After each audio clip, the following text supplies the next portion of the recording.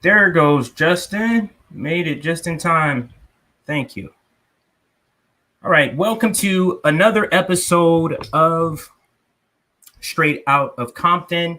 I'm your host, Compton J. Got a little bit of different format this time, so I hope you like it. But today I wanted to, with this special episode, I wanted to begin a series on the traumatic effects of oppression, because so much of our dialogue online, or just our political dialogue. Oops, I should turn my phone off. So much of our political dialogue. I'm sorry. That was my wife. Sorry, I'll cut that off and make sure that it doesn't happen again.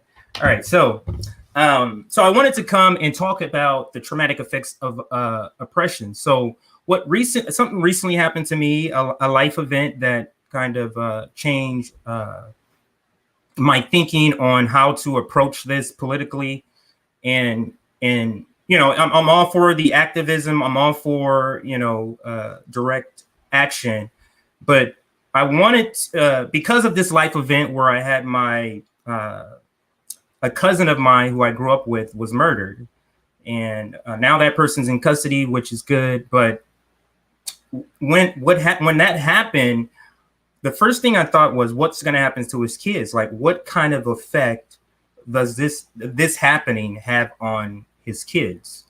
So that led me to kind of transition my thinking on how to approach this, and start looking at it from, what are the effects of oppression? We know that you're underfunding our schools, but what's the effect of that? How does that affect the people, whether it's mentally, psychologically, employment-wise, everything, every checklist, check off everything on the list. So with that said, with that sort of foundation of this conversation, I do want to bring in my special guests. Both I consider mentors through their work. The first is Margaret Kimberley of the Black Agenda Report, and Justin Jackson of the Los Angeles Chargers. Last time I said San Diego. So I'm gonna bring both of my special guests in now. How are you two doing today? Great. Thanks for having me on, and I think this is an important topic to be discussing. So appreciate you bringing me on for that. Absolutely. And Margaret? Hi there. Oh, there we go. I just wanted to make sure I could hear you. Okay. There we go. So as I stated, I kind of wanted to take this because, all of us, we've had discussions about, some of the effects of oppression, but coming from the standpoint of political, and maybe just being humane. But what I wanted to find out or talk more about is, how does these oppressive, the oppressive system, the oppressive state, what type of effect does it have on a person's psyche? And is it long-term effect? So the first question I have for you is there something unique about American oppression, whether we're talking internationally or domestically? Is there something different about American oppression? I'll start with Margaret.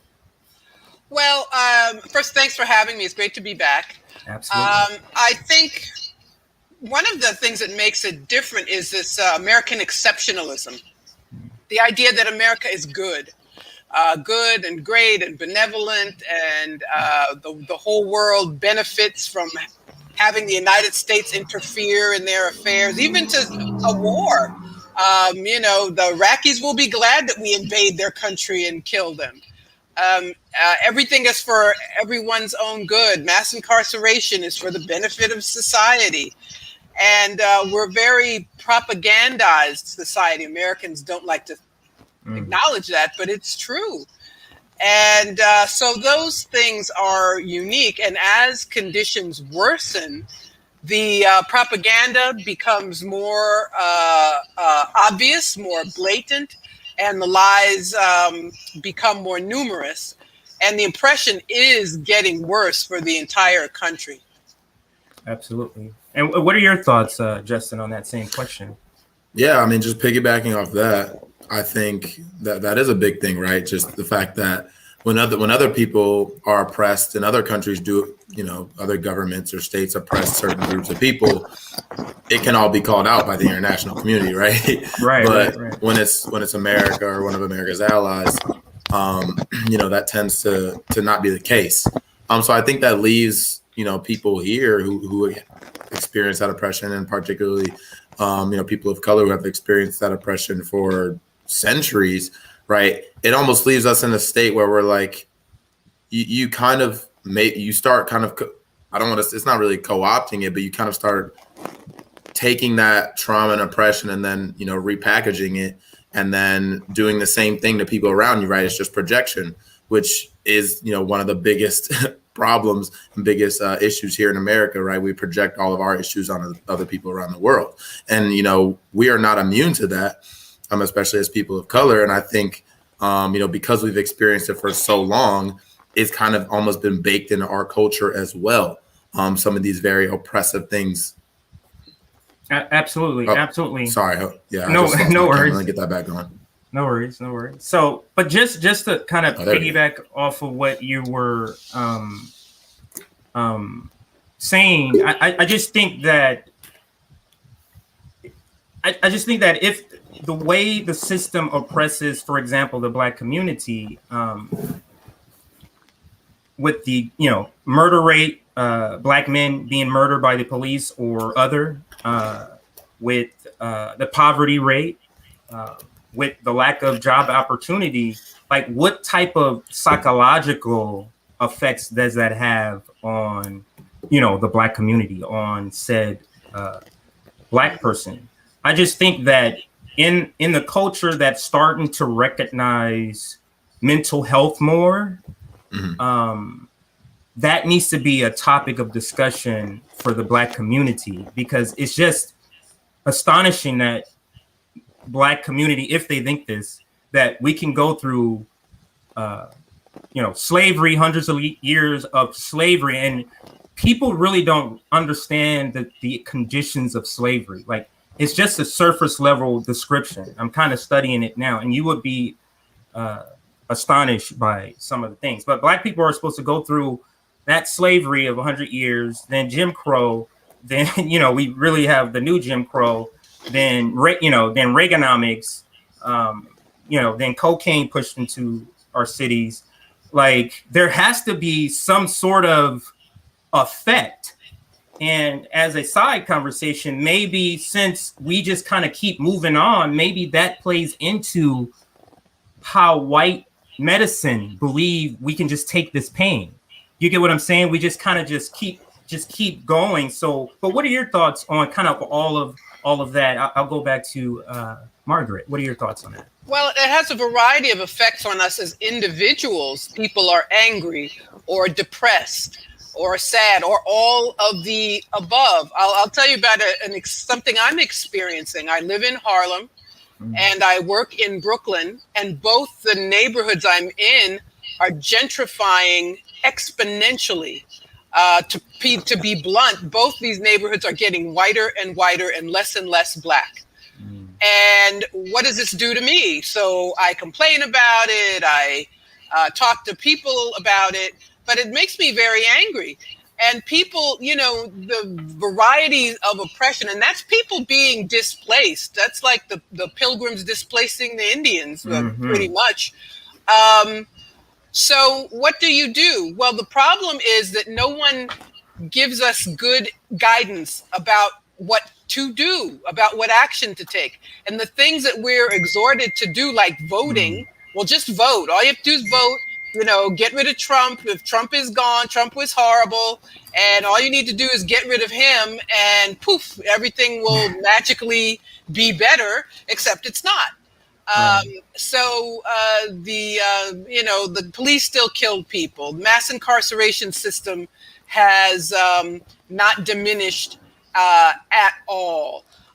People are getting poorer. You have half the unemployed people in the states, their governors decided you don't need the extra money. So people who are desperate, who are living on unemployment, who got this one-time benefit, are just being denied this money. And you know that, of course, Black people are Yes. disproportionately affected by things like that. So we just, the beatdown continues, but we are never told how to empower ourselves as individuals and as a group.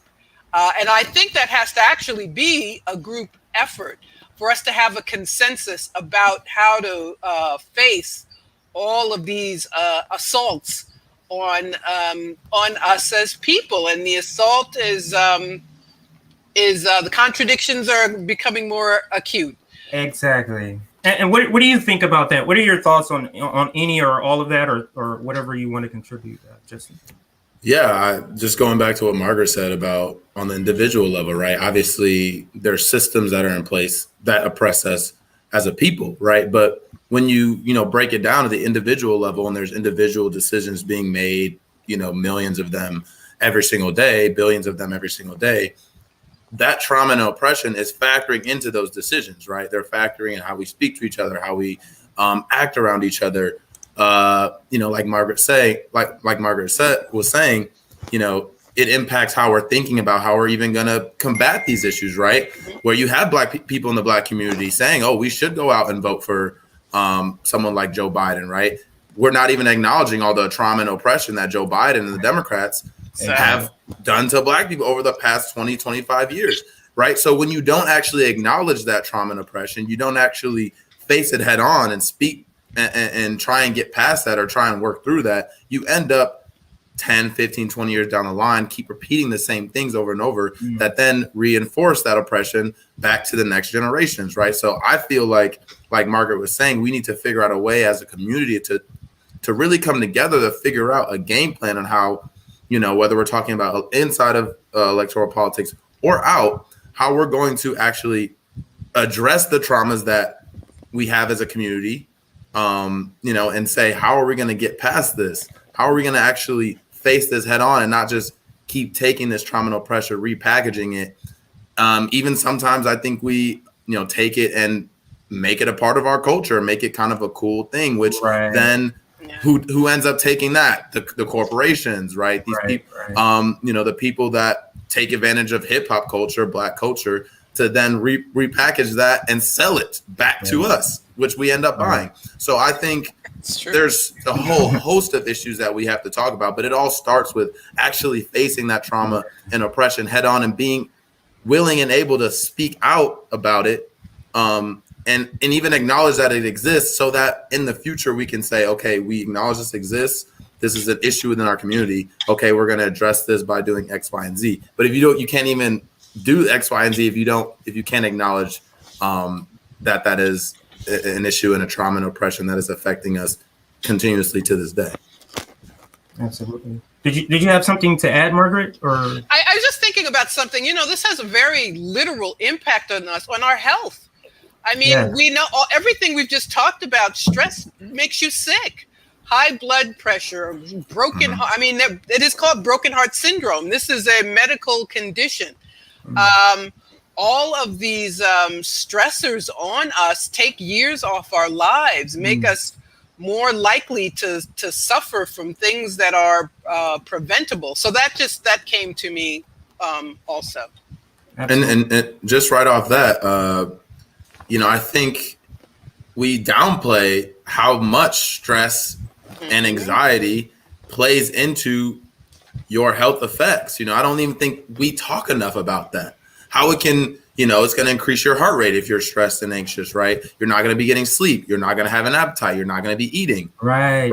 Or you're going to want to go out there and eat something that makes you feel good. Which, well, then when you're in a food desert, that's pretty much everything around, right? So these things compound on top of each other, right? And we need to, this is something that I want to, be an outspoken person within our community about, and that's talking through your issues, talking about your issues to someone that you trust, not just bearing it all and hiding it and acting like everything's fine, because that takes a toll, right? That's a heavy burden to carry on your shoulders as well, which is going to affect the decisions you're making you know, when every single day. So I think that's a also domino something. effect. Yeah, it's just a domino effect. Just a domino effect. So that's kind of a good segue into another one of my questions, which is, we're saying we have to talk about it. Does the Black community, or do Black people as a whole, do Black Americans understand that what's happening to them is oppression? Because it feels like to me, like, Black people identify the issues. They don't understand that they're interconnected. You get what I'm saying? They don't get that underfunded schools, mass incarceration is connected. They don't get that the reason that Black women find it a hard time to find a mate is because Black men are in prison. Like, it's all connected together. So that's my question to you. Do you feel like the Black community, or Black folks in general, the majority of Black folks, however you want to answer the question, really understand what's happening to them?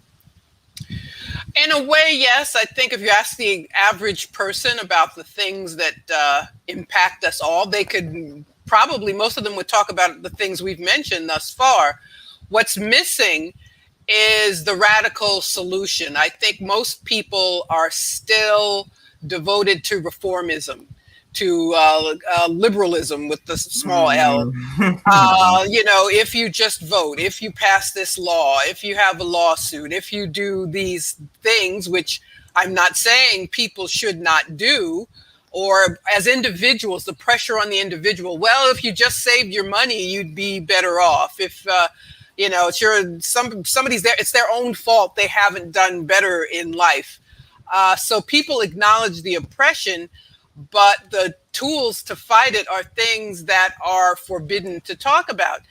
And I'm going to say maybe 50 years ago, during the liberation movement, the movement was crushed. So the people talking about the radical and necessary solutions are political prisoners, or others were co-opted. So when people had this language to talk about connecting all of those things, connecting the domestic with the international, all of that is gone.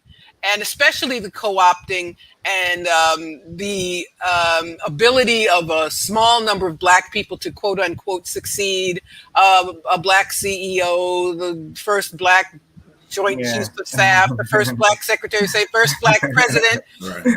All of those things are very, very problematic, because we go way, way back to the blackface in the high place, which is a legacy of Jim Crow. So we go forward and then we go back, but we went back because that was a plan.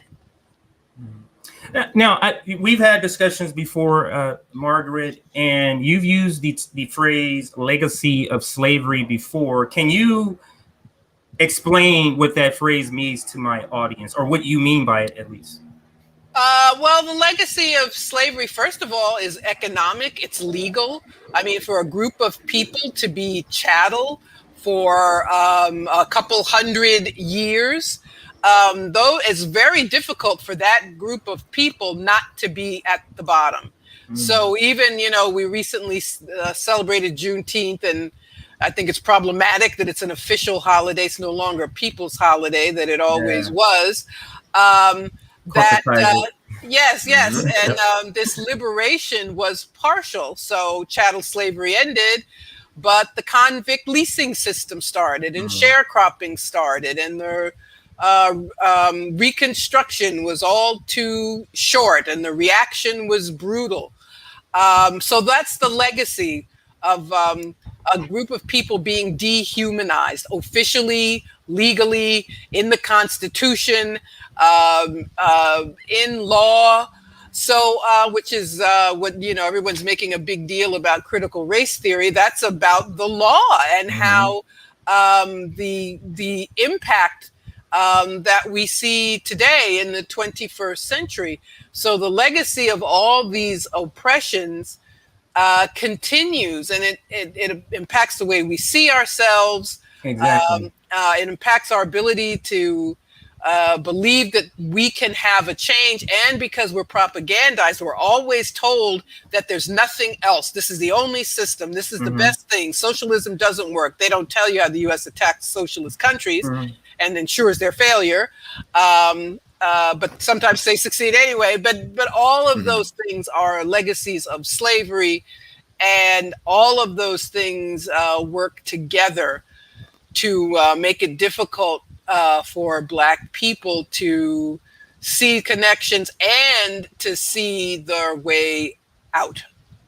Absolutely. So, I mean, that's another great segue into another question, which is, I mean, we all, you know, I can kind of guess what our answers will be, but so is the point of oppression just the act of oppression, or is there another reason? Is there another purpose for oppression? Because a lot of, I would say, white political America like to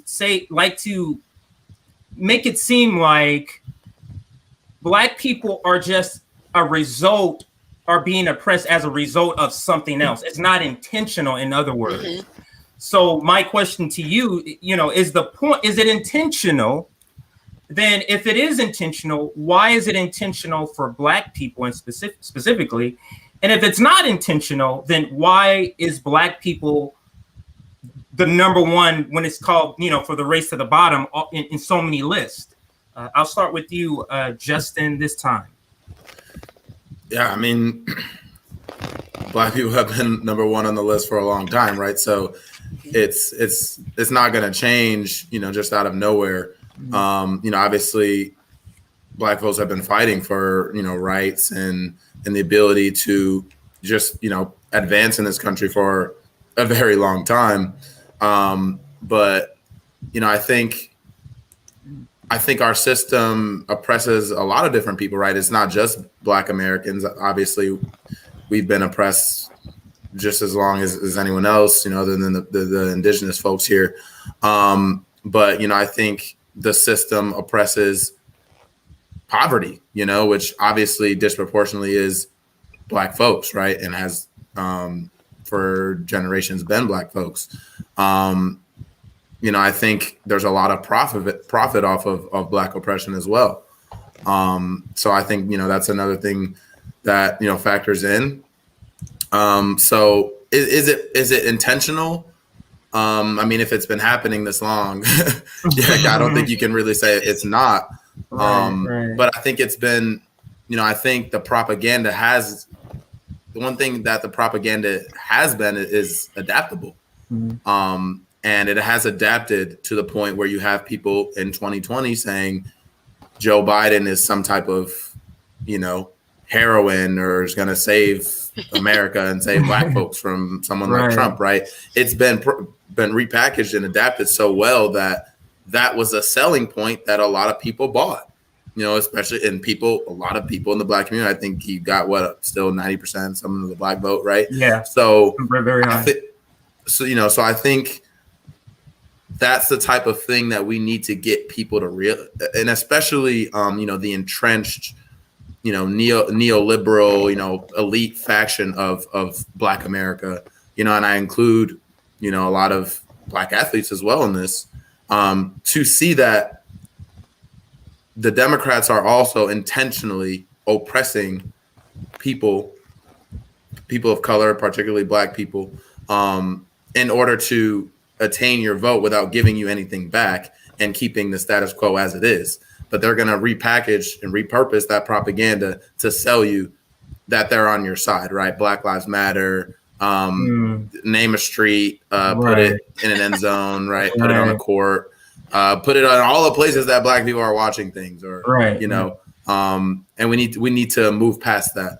And you know, I think these conversations are the conversations that need to be had and need to be seen by those Black political elite, Black, you know, wealthy elite, and even Black people that, you know, aren't necessarily wealthy or anything like that, but listen to those people or watch those people on the news shows.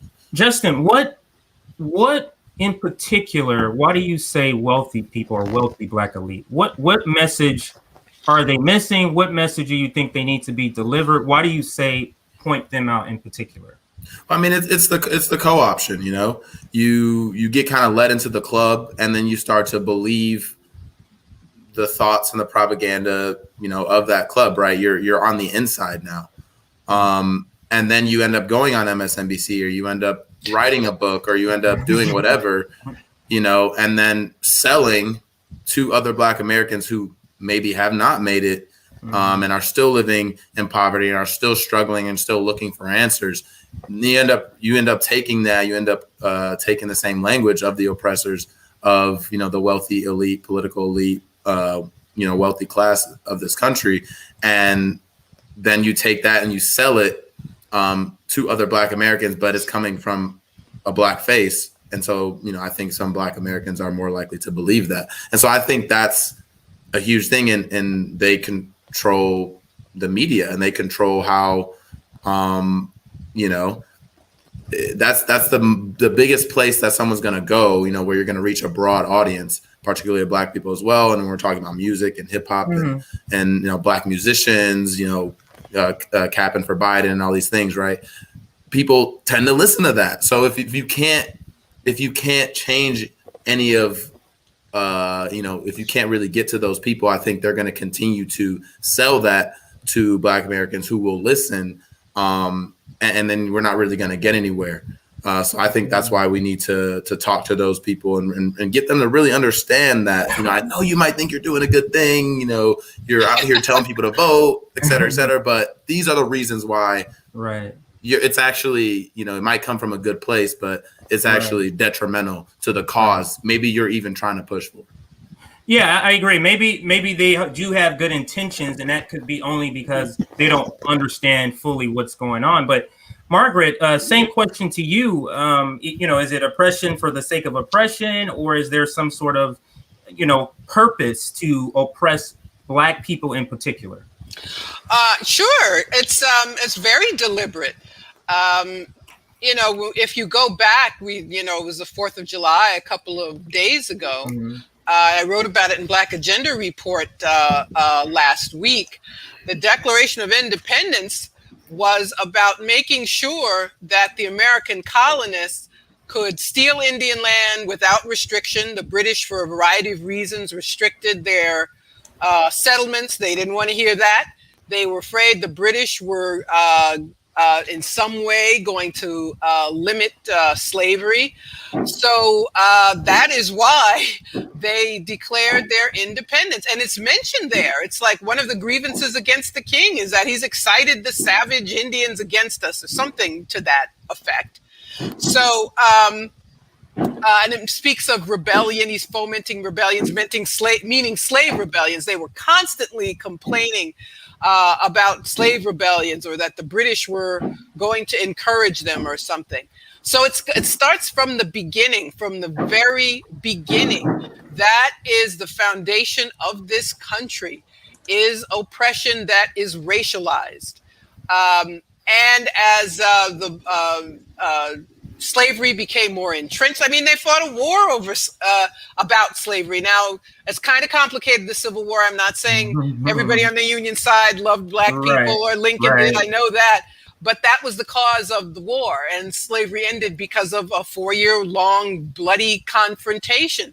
So absolutely, this is deliberate. It's all deliberate.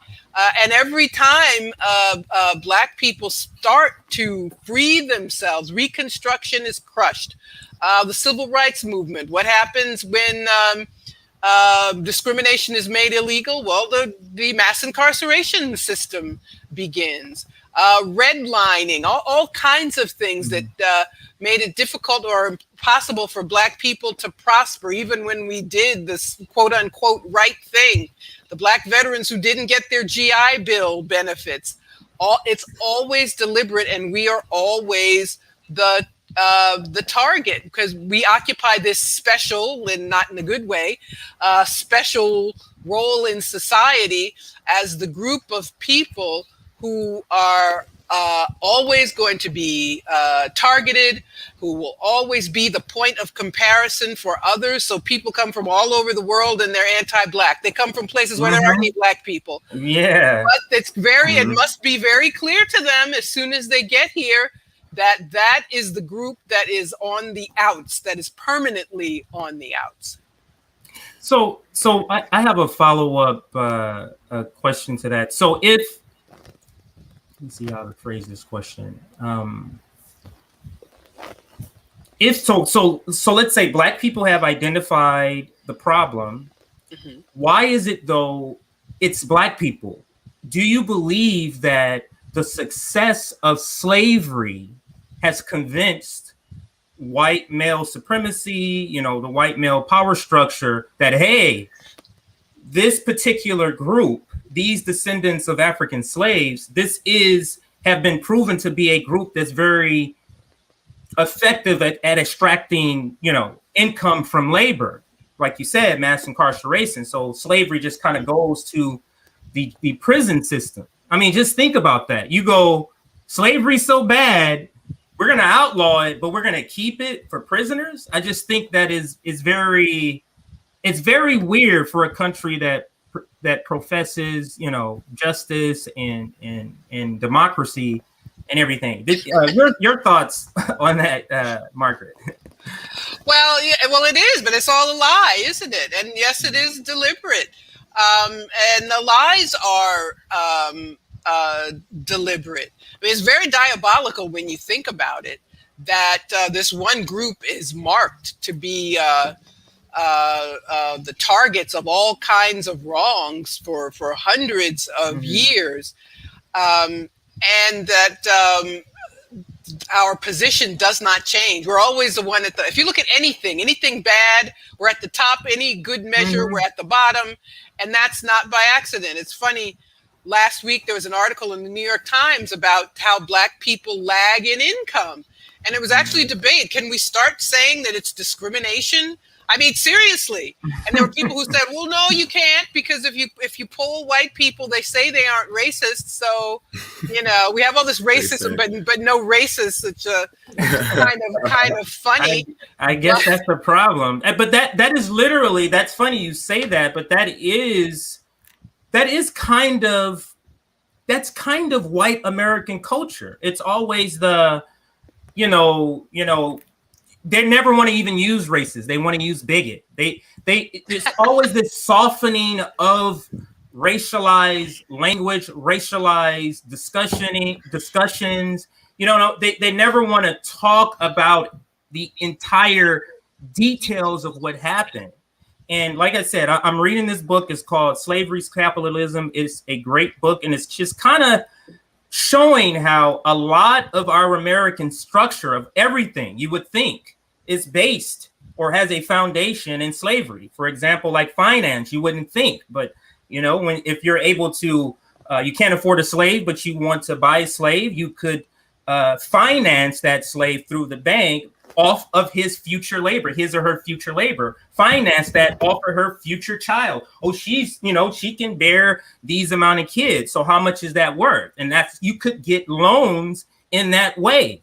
So my question now is, how can Black people get out of this oppressive state? Now, this is the $1 million question. How can Black people get out of this oppressive state when it's so intertwined? Like I said, it's so intertwined in our system that if you point out certain things, people may not even know there is a connection, a foundation in slavery. And I'll start with you, Margaret, with that question. Well, I think people have to realize that the system can't be reformed. And it has to be torn up. Capitalism, Black people will never thrive under capitalism. This country boomed because, as you were talking about, of the monetary value placed on Black lives of enslaved people. We were insured, we were mortgaged, we were loaned out to other people. People were forced to have children to make somebody else rich. I mean, this system is not one that will work for anybody, but especially not ever for us. So people have to start disassociating themselves from the system, which is it's hard to do. People, wear red, white, and blue on the 4th of July. They shouldn't, but they do. We're colonized still, and all of us are to some degree. But what Black people and everybody, I would say, there's a difference in living in a capitalist society than being a capitalist. Like there yes, is I mean, the capitalists are, Jeff Bezos is the capitalist. Exactly. Elon Musk is the capitalist. Right. We're just living here. Yeah, we're just living here. We're the cogs in the machine. Exactly. But this system, the political system, is not reformable. The economic system is not reformable. And I think even if you don't necessarily know what steps to take, I think that acknowledging those facts is a step in the right direction. Yeah.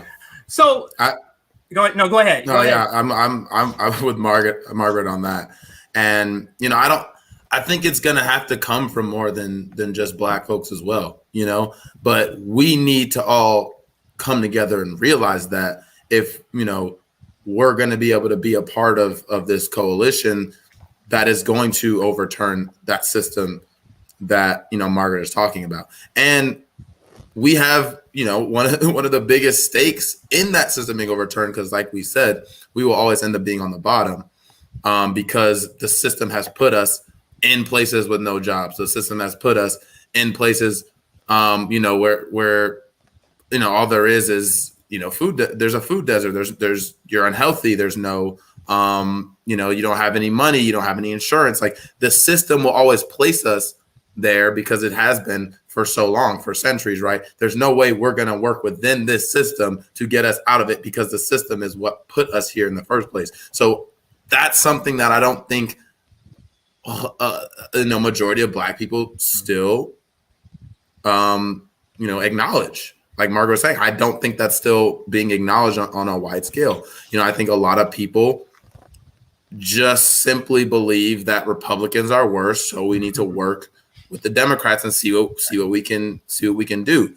But I don't think people, in America really understand the gravity of all, the issues that we're facing. And it's not 1980. You're not going to have another 30, 40 years of, America being on top of us, having a bunch of cheap things we can buy from Walmart. Right. Like that's not going to be the case in another 20, 30 years with the trajectory we're going on. Whether we have a hand in that or not, who's going to see the brunt of that, systemic collapse in the sense of a global economic system? That's us, right? Because we're always at the butt end of that, right? So we have a huge stake in this being overturned and this changing. I think we need to kind of, take the necessary steps to realize that, so we can be a clarion voice, to our Hispanic brothers and our Latinx brothers and sisters, our Asian American brothers and sisters, everyone who's being oppressed under the system, right? Even our poor white brothers. It's like we need everybody, right? Because we have this system is so entrenched, and there are the Jeff Bezoses and Elon Musk and Bill Gates. They have so much power. They have so much power. They control everything. So it's really going to take a groundswell of all types of people to really change this. And if we just keep sitting back and trying to think that maybe this one politician is going to save us, or this one, whoever's going to save us, then we're just not going to get there. So I do have a follow-up question for both of you, but it came from what you said, Margaret. When you say the system can't be reformed, when somebody who's not a leftist or a conservative, they hear their hair is on fire when they hear, first, why does it need to be reformed? And they don't want to tear it down. Like, what is that? Try to break that conservative's fear down by explaining, what does that mean? Like, what is a transition? I'm not saying come up with the economic plan to transition, but what do you mean by that when you say something like that? Well, I think people, it's part of American exceptionalism that people think the country's basically good and basically just need to tweak, around the edges, get rid of Trump, get more Democrats in. And so it's hard for people to understand that the system is broken. It works for a tiny number of people who are getting richer and richer, but it's broken for everybody else. And but that is also that's also deliberate. That is also a plan for austerity. For less government spending. People being paid. There's all this talk now about a so-called labor shortage. There's no labor shortage. There's a shortage of living wage jobs. Right. But that's intentional. That was intentional. Right. And there hasn't been an increase in real wages in this country in 40 years. That's ridiculous. That's just it outstanding. And do you see the coverage, Margaret? Do you see the mainstream media coverage on this labor? It's almost like they're giving pity to these employers. Like, are you okay? Oh, we can't find anybody. It's like, well, no, you can't find anybody paying them a pittance like you want to. Right. And they never interview or rarely interview the unemployed people and ask them, why aren't you working? Right. So that I'm sorry, I went off on a tangent. I forgot your question. Yeah, no, but that's fine. That's completely fine. But what we can talk about, another question or another topic about the same subject is our children, our kids. Black people are kind of known for, I don't need counseling. I don't need to see a counselor. But me being from Compton, and just like I said, going to this, funeral for my cousin and seeing old people, I was sitting at the table with my brother, and we're just like, wow, how many people from the neighborhood is dead? And we just kind of, so-and-so, and it was tragic. It was tragic to be at a funeral, and then can just list, like, literally, it didn't take us a long time to think. We can just say, oh yeah, he's dead. Oh, he's dead. Oh, he's dead. Oh, we didn't even know it was another person I didn't even know at the time, and found out another person had died. So what I'm saying is, it's trauma layers on top of trauma layers, and it's untreated. Mm-hmm. And what my concern is for kids, you have this trauma, you're just told to suck it up because that's what Black people do. It's the tradition of slavery.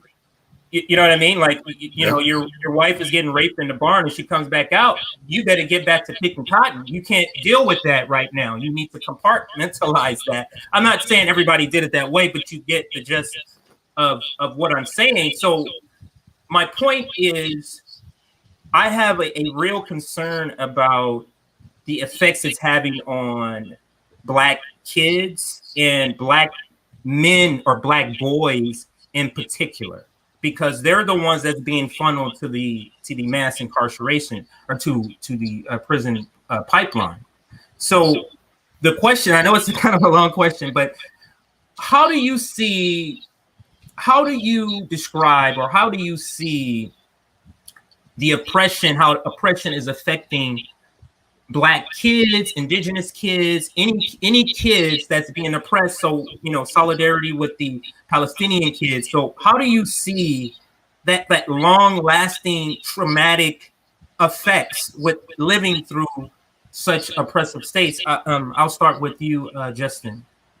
Yeah, I mean, like I was talking about earlier, that trauma is passed down. I mean, there's been studies that shows it's passed down through your genes, not even to mention the behaviors of your parents and how that's, and of the community that you're around, which a lot of us are, a product of, is our environment. So that's really why I think these type of conversations are important, because we can actually show that even if you've had traumatizing experience, which a lot of us have, especially as people of color, whether we're just talking about everyday, run-of-the-mill racism or like, something you've experienced, Jay, with seeing someone close to you taken away from you. Those type of things, we can talk through those things, right? We can end that cycle of trauma. We can end it with us. and not pass it on to our kids, or we can try and end it in other kids who maybe aren't our kids or aren't our family, you know, by just talking to them, by showing them these type of conversations. And that's really important, because a lot of times when you have that trauma in you know, in your head and in your psyche, it's hard for you to move past that and actually open your eyes and realize that things can change, and that we can change, and that our communities can change. And if you have that blockage there, it's just, like I said, it's going to be a cycle that's going to continue, right? We're trying, we're doing our best, but at the end of the day, right now, we can't control the oppressive system that we're living under. We can do everything we can. Justin, what about a young teenager, a kid, you know, living in Brooklyn, and he's seeing, like, man, it just seems like everything I try to do, like, I can't, you know what I mean? Like, I remember having thoughts like that when I was in middle school. It just felt like I didn't know how to articulate. It felt like the deck was stacked against me, but nobody seemed to be concerned. Like, this is just normal. It's just normal. So what do you think about that, Margaret? Well, it is. It does have an impact on our children. And, you know, the story you told about rape, it's like the person being raped also had to go back and pick cotton. So we have this trauma for all of us. And of course it impacts children, because what do children see? They see their parents not being able to get where they ought to be. And you can have a variety of responses to that. You can be angry. You might blame them. You might say, well, if they'd made this or that decision, people do it to themselves. If I had done this instead of that, maybe I'd be better off now. And it's important for individuals to make prudent choices in life. But people act out. That's one of the things that people do, is act out when they're treated badly. Fortunately, the discussion about individual therapy is something that's gaining greater acceptance, and that's a very, very good thing. Absolutely. But in general, the group, there's still so much confusion, because the whole country is confused, and Black people are not likely to be less confused than any other group of people are. So, and to go back to this propaganda, you know, we were talking about the story of unemployment and the supposed labor shortage. And, you know, most people still get their news from corporate media. Thank goodness we have independent media, like we're all striving to keep going. But it's like these problems, like when you were a kid, they don't exist. There's no, you know, systemic, they'll talk about systemic racism, but not really the way anybody should. So it's still all on you. And if you do these things, you'll be okay. And if you vote for this one, you'll be okay. And Trump being president was terrible, because, well, he was terrible, but it was the nightmare. It was the nightmare for Black people that someone was elected to the presidency, the highest office, because of his open racism. And I think that made all of these confusions even worse, because he got to be targeted as this terrible thing. That if we can get this terrible thing to go away, so we get Joe Biden, who lied about everything on the campaign trail to get votes. I mean, relieving student loan debt. What would that mean for Black people? I mean, people have their Social Security garnished because of student loan debt. I mean, it's horrible. But he lied about it. So this person who's supposed to save us from the awful orange man isn't even bothering, even pretending. Well, he does pretend. I shouldn't say that. He does pretend to do things that will. And our press does not call it out. This is their job. Their job is to call out our government to the people. But there's collusion. It's collusion between the corporate media and powerful people. So what do you see, Margaret? What do you see like, you know what I mean? Like, this can't be sustained. Like, if we're on this track, all of this is happening. The oligarch, the ruling class, is not allowing. They want to just give us crumbs, bread and water. You know what I mean? I made this tweet the other day where basically it said, if it was up to capitalists, they would just basically give us water and food for payment and oxygen and enough just to get us to our next shift. And that's how they would. That's how they're working on it. They're working on that. That's what everybody in the comments were saying. Like, wait, isn't that going on already? I just forgot what I was going to say. But actually, we literally don't have time for anything. I mean, we saw this terrible heat wave on the west and the northwest and in western Canada. Places in Canada where it's usually 70 degrees, it was 115 degrees. This is climate change caused by capitalism. And it's killing the planet.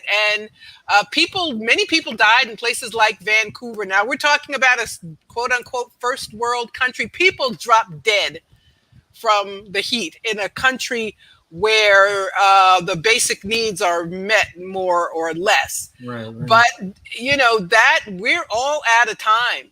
And we have a political system that, the only difference is the Democrats give lip service and, Biden will sign the BS climate accord, which didn't, do anything. That's a whole other story. But we're running out of time. Humanity is running out of time. The whole planet's running out of time. So Justin, what is the whole point to capitalists? What is the whole point to this? Like, you're getting money, you're accumulating this wealth, you're destroying the planet.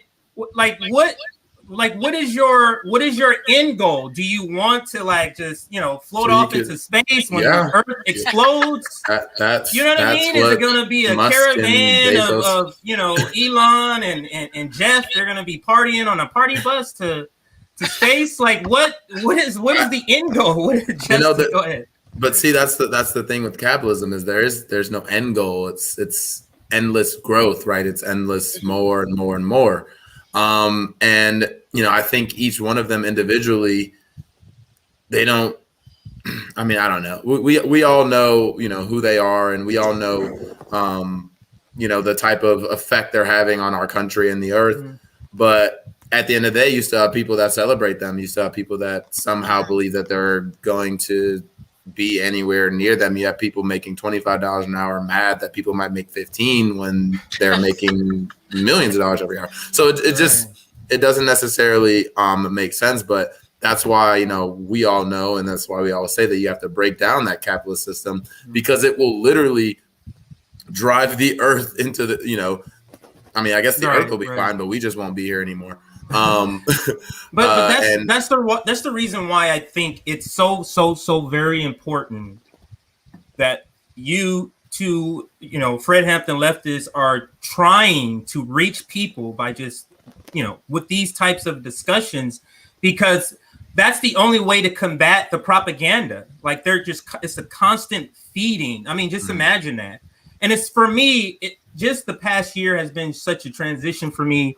Just learning about leftism, learning about just who I already was, but stop being fed this corporate information, being fed this corporate opinion. And now I can clearly see what my opinion was, but it was so hard for me at the time. Like, I was one of the people, I had Obama buttons, I'm taking pictures. I got my baby. Hey, proud Black father, taking my kids voting. All for Obama, when I didn't know anything about this. And I thought I was a person that was pretty well educated on politics because I watched 5 hours of news every single day. I loved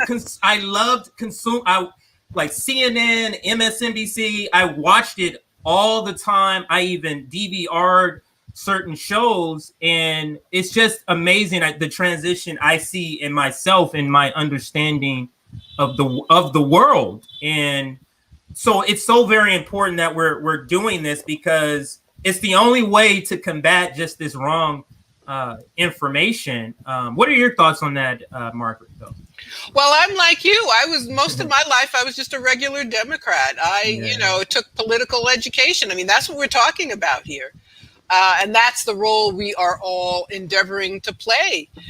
And people are hungry, though. People are hungry for new information. They want to have the world explained to them. They want to know why things are happening the way that they are. But the fact that we can all grow, that's an important story that you told. Mm-hmm. That nobody has to be stuck where they are. Mm-hmm. And there are people who are already striving to become, who know that things are wrong, and they know, I mean, that was a thing that happened to me. I knew I needed to seek out other sources of information. So, it worked for us. I think it can work for millions of people. And that's where my optimism is, that we can help to educate people who want that, who are looking for that, because, everybody isn't fooled. You can't fool all the people all the time. Half the people know that Joe Biden is full of BS. They don't like Kamala Harris. They know that. But they haven't been presented with alternatives yet. And that's where we can come in. That's where the duopoly comes in, actually. But yes, Justin, your thoughts sort of on the same sort of topic there. Yeah, I think, frankly, the conditions that we are living in are, I think prompting more people to be hungry for that, alternative viewpoint or alternative option, alternative path, way forward. I think sometimes it takes very, very extreme conditions. Personally, I thought that was going to be COVID. I thought it was going to be all the fallout that was going on in the country from that. Obviously, it quite wasn't, but let's all be honest, right? Let's all be frank. Like, things aren't getting better necessarily in the next 6 to 7 years. You're talking about Joe Biden and then potentially either Kamala Harris or someone like Tom Cotton or Mike Pence, right? So the conditions will still be ripe for, us and our coalition to grow. And so I think we need to make sure we're ready in those moments to take on that endeavor. Absolutely. So it feels like it just flew by, but the hour, the hour is up. I can't believe it because there's so much more to talk about. But that's the reason why I'm calling this more of a series. This is the first of many conversations. I may have the two of you back on, or I likely have the two of you back on. I want to do I want to bring a lot of attention to this because it affects a lot of people, not just Black people. I had a focus on Black people because of, just it's fresh in my head what's, seeing this beautiful Black family coming to bury this man, with these kids. And it was just, it was something that it changed me. This is an event that changed what I feel my purpose is. And that is, trauma needs to be addressed, and in particular in Black community, just because of hundreds of years of just trauma on top of a trauma. And that's why I thought it was important. But again, this is the end of this episode, this special episode of Straight Outta Politics. I do want to thank my very special guests for returning for this very, very important conversation. First, Margaret, Kimberley of the Black Agenda Report. And of course, Justin Jackson of the LA Chargers. Go Chargers! You did right. Last time I got it. It's all good. Last time I got it wrong because I've been a Charger fan since they were down in San Diego. So, but yes, join us next time. I do have another regular live stream tomorrow, Wednesday. Make sure you join me for that. Follow me on Twitter. I would like to thank my guests one more time for joining me for this episode.